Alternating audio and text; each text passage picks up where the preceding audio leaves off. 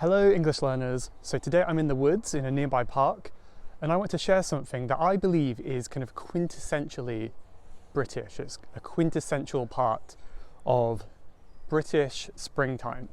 So this word quintessential means it's like the perfect example of something. It's the typical or perfect example of something.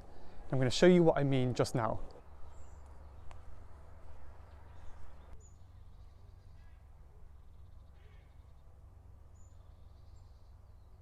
So I wanted to come today and show you these bluebells. So these nice kind of purple flowers are called bluebells. And these are by no means the best example of them, partly because this is a busy park, many of them have been trampled. Another reason is because these are actually the Spanish variety. So these are Spanish bluebells. So they're not actually indigenous to the UK. And in my opinion, the British ones are much more beautiful. And often you'll find woodlands in the spring kind of carpeted with these bluebells. But anyway, these were just kind of the best that I could find in my local area. So hopefully it's interesting, you still enjoy the beautiful scenery. So bluebells are a flower that come every year in the spring and they grow from a bulb in the ground. So they grow up from a bulb. So they shoot up in the early spring. Shoot up means they kind of grow up out of the ground quickly, and they are kind of in their full bloom around about mid-April time, usually, somewhere in April. Bloom is the word we use to describe a flower that has opened up fully. And these very noisy birds above me, these are the parakeets of London. They're very, very loud, these kind of green tropical birds. So hopefully you can still hear me well. So if you do come to the UK in the spring, I recommend visiting a woodland, and you should see these kind of beautiful purple flowers all over the place. And I think one of the reasons why people do like them so much is because they are so short-lived. So short-lived means they don't last for a long time. Another word you could say is their brevity. So brevity kind of means brief, not a very long time. So people like them for their brevity. And a really good kind of idiom or expression we can use that is partly related to flowers, but not fully, maybe to gardening, is to nip something in the bud. Nip something in the bud. So if you nip something in the bud, that is when, like, the bud is like an unopened flower. To nip is kind of like to make a cut or to pinch. So the real meaning of this idiom is kind of to stop something before it becomes a big problem. So a really good example of this is many illnesses or diseases can be nipped in the bud. So that means they can be dealt with and fixed when it's still kind of a small problem. If you wait too long, it might be too late. So they can be nipped in the bud and fixed early on. So now here's a good example of the bud of a bluebell. So you can see it's just about to open up and turn into one of these nice blue-purple flowers, but it's not quite ready yet. If I wanted to stop the flower from growing, I would nip it in the bud, but of course I'm not going to do that.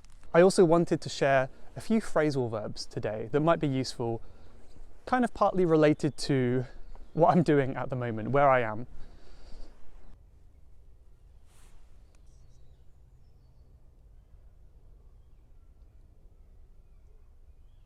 I don't know why this mouse isn't scared of me, but it seems like he's nibbling on something, nibbling away. There he goes. So nibble is like to take a tiny bite of something. Wasn't that super cute? So if you nibble something, it's like take tiny bites. And then when he realized I was filming him, he got a bit camera shy. He scurried away. So scurry, to scurry, it's kind of like how a mouse moves, like very quick and fast walking, basically. So yeah, many of the parks in London will have these wooded areas, and they're a really good place to come and cool down in the shade, especially in the summer when it gets a little bit hot, a little bit warm. You come in the woods to cool down. That means to get a bit less hot. Another reason why I think these parks are so important to have kind of a comfortable, nice life in the city is because it's a busy city, right? There's lots of cars, and the cars give off pollution. To give off, this phrasal verb means like to emit. So pollution comes out of the cars. And of course it's not good. It's not good for your breathing. So it's nice to come to these kind of natural areas and have a break from the pollution that the cars give off. So that's another great benefit. I feel like you can breathe a lot more easily here too.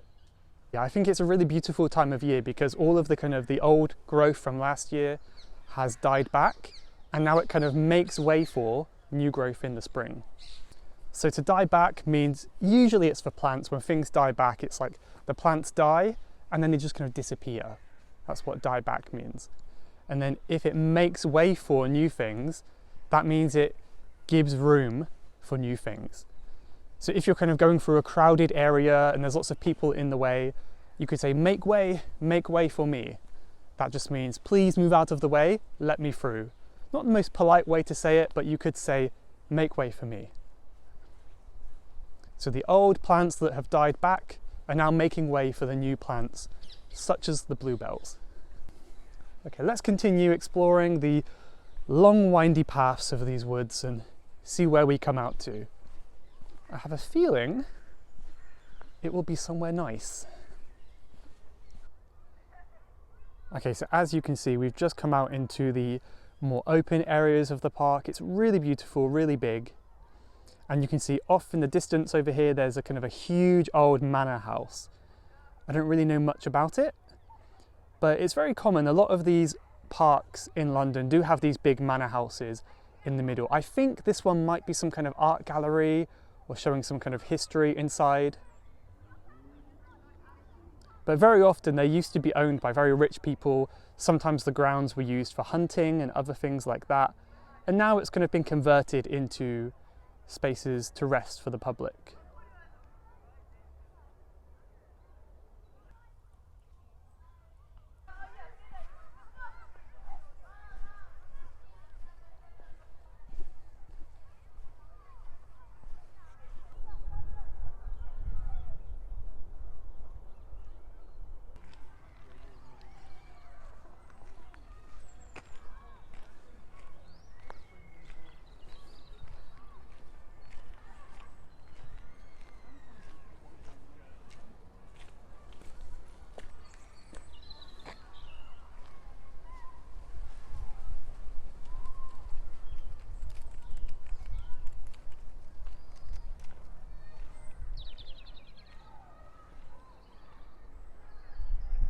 So here's more examples, obviously not wildflowers, but many, many beautiful flowers in bloom at the moment. It's a beautiful time of year.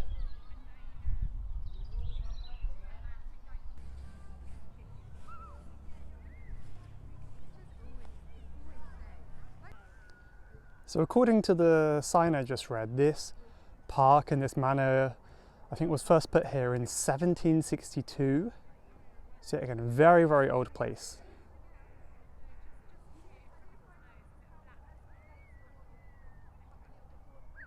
One last phrasal verb I can share is clowning around.